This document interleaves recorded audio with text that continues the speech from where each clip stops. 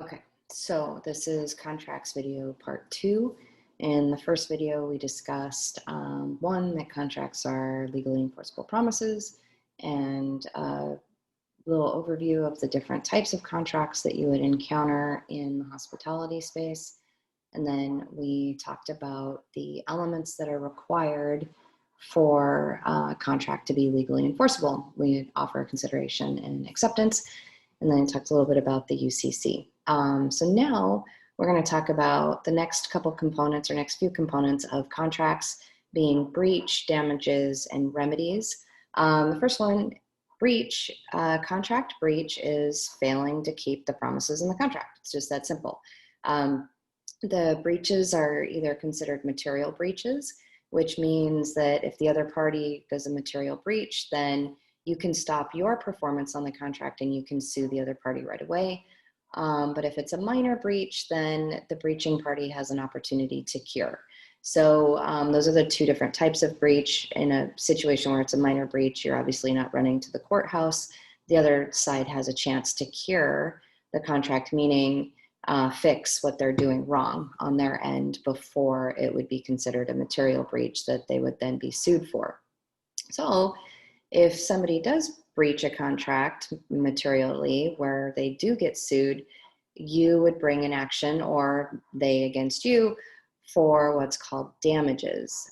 That's an element that has to be proven in court that exists in order for you to be able to be successful on a breach of contract claim. You have to show that you've been damaged. Now, those damages are losses or costs that are incurred due to the other party's breach. So let me talk about the different types of damages.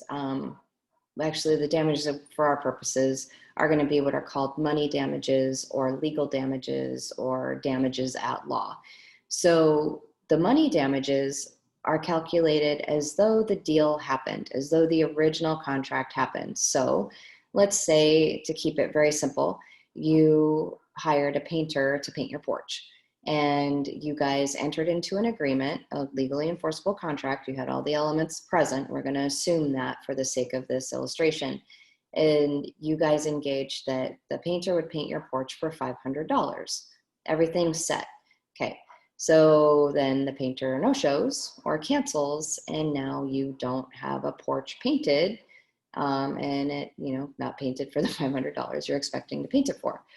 So since that painter canceled, you had to find a different painter.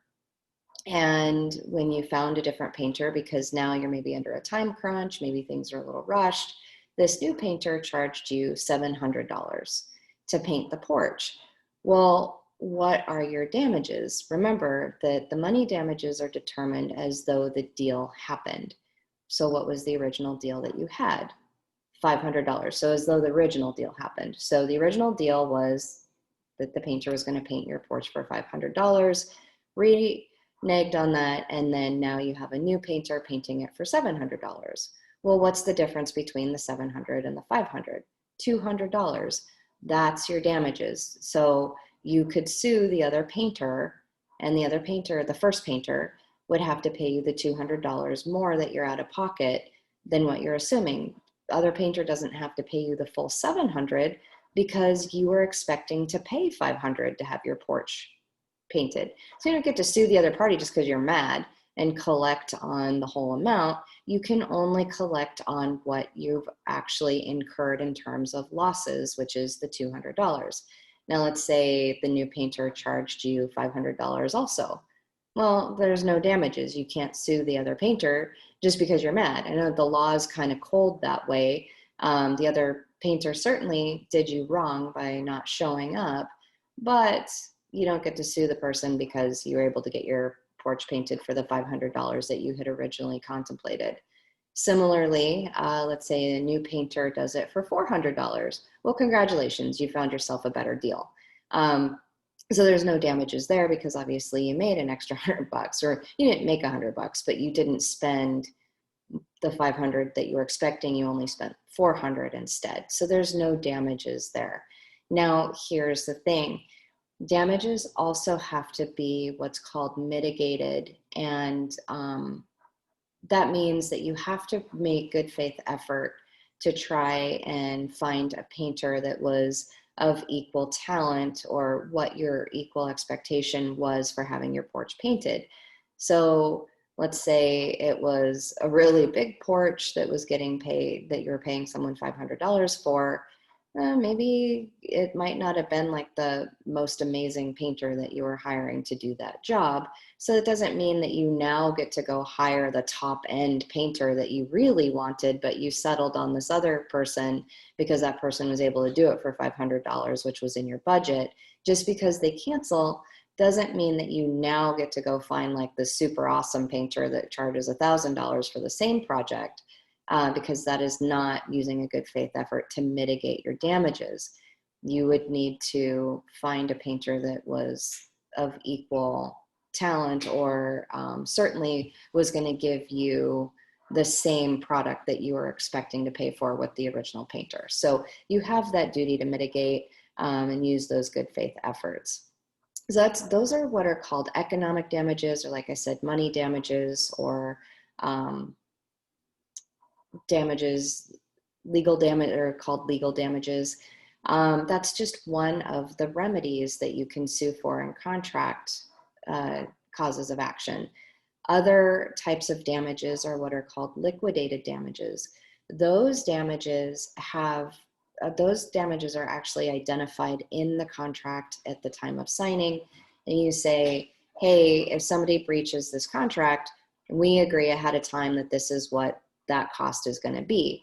Now, here's the thing about liquidated damages is that they can't seem punitive in nature, or punitive meaning that they're not in there to penalize someone for breaching the contract, which means just by virtue of breaking the contract, we're going to give you a penalty in addition to, as though the deal already happened. So liquidated damages are kind of a slippery slope. And the other thing about liquidated damages that's challenging too is that they have to be certain and identifiable. So you need to know exactly what those damages are going to be if somebody breaches the contract.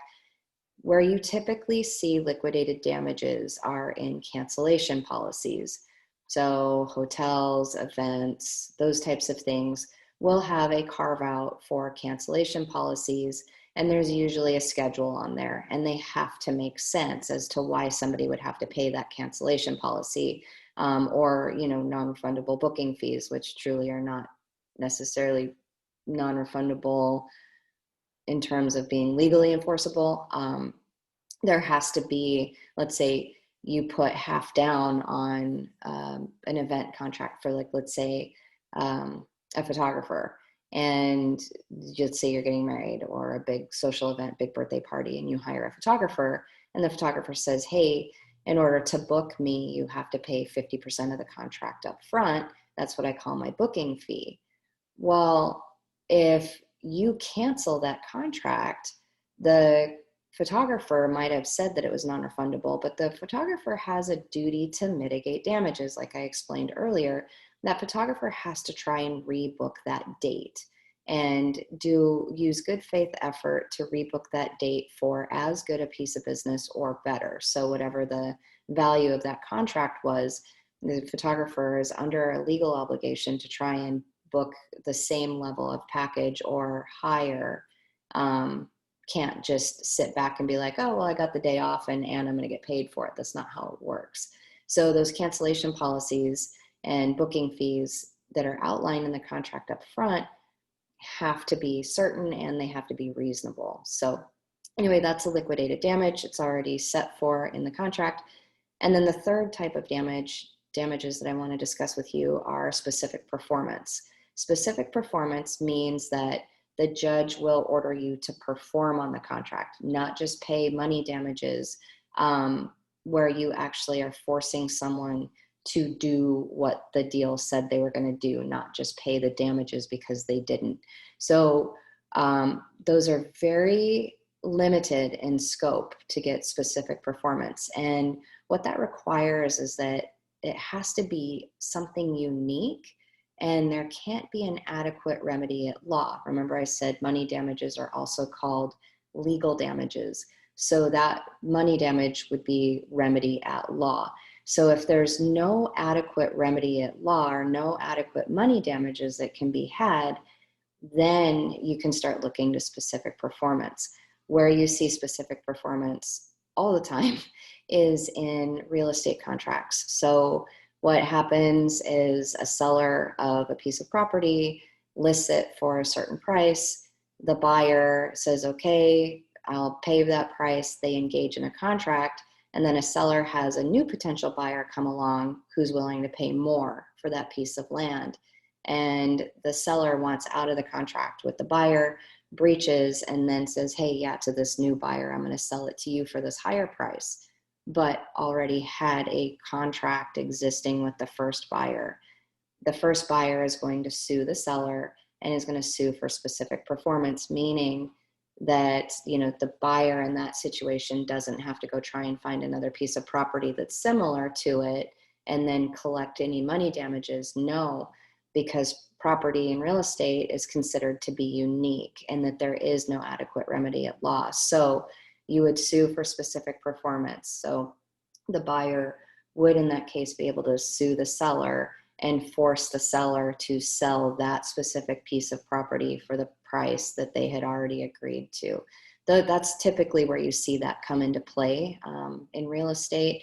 And then another situation where you might see that is if something is unique, like a very rare painting where there's one of a kind, maybe two of a kind, if you're lucky, and you agreed to sell it for a certain price. The buyer agreed to buy it at a certain price. You had the contract, everything was good to go. And then the seller found a buyer who was willing to spend more money. The first buyer would take the seller to court and force specific performance, and that they would have to force the sale of that particular rare painting to the buyer. So those are pretty limited in scope where specific performance is ordered, but those are two really good examples. Now, we've been through what contracts are, the elements to make a contract legally enforceable, discussing breach, and then if somebody breaches, what damages are and what remedies are available to either collect those damages or specific performance. Now, one other note that I want to make here is that any actions for a breach of contract need to be made within the statute of limitations, which is just a specific time frame in which that you can bring that action, and it's set by statute. So this varies by state. Some states might say from the time of breach of contract you have to file the lawsuit in 3 years, 4 years, 5 years. If you file a lawsuit outside of that statute of limitations, the court isn't going to hear it. You've lost your opportunity to sue on it, and it's over. So you have to get those lawsuits in. What that does is just helps the courts not stay clogged up, and then also makes it so that people aren't just hanging back and then bringing old lawsuits, so that nobody's ever free. Because the whole point of contracts is that, the courts and society want people to be able to transact business together. And if you're always going to have something looming over your head, that's not going to make people as likely to want to engage in these contracts. So just like anything, contracts, negligence, all of those different causes of action have what's called a statute of limitations. Okay, so I will set up office hours to go over the assignment if there's any questions, but I will see you later.